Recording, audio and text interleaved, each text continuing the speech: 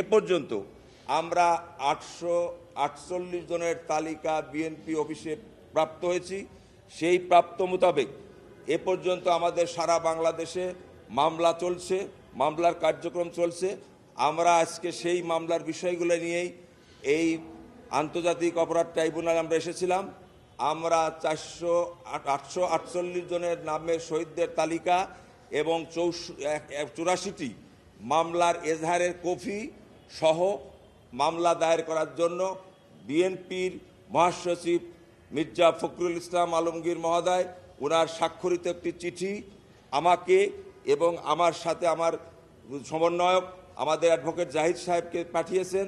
সেই পত্রসহ ওই সমস্ত তালিকা সহ বিভিন্ন কয়েকটি দিনের বিভিন্ন পত্রিকার ছবি এবং বিভিন্ন ভিডিও ক্লিপ পত্রিকা সহ আমরা এই এজাহারের কপি জমা দিলাম।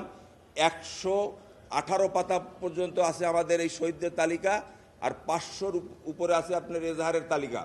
এই সম্পূর্ণ আজকে জমা দিলাম, ওনারা রিসিভ করে নিয়েছেন। আমরা এই হত্যার সঠিক বিচার চাই।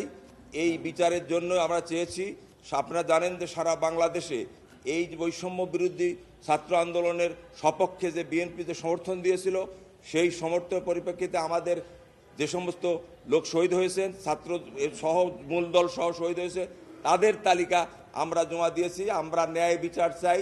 আমরা শেখ হাসিনার মধ্যে গায়েবী মামলা করে, মিথ্যা মামলা করে, ক্রসফায়ারের নামে হত্যা করে, ওই মামলা যেভাবে তারা সৃষ্টি করে আমাদেরকে লাখ লাখ নেতাকর্মীদের বিরুদ্ধে মামলা দিয়েছিল, আমরা ওই মামলা দেই নেই।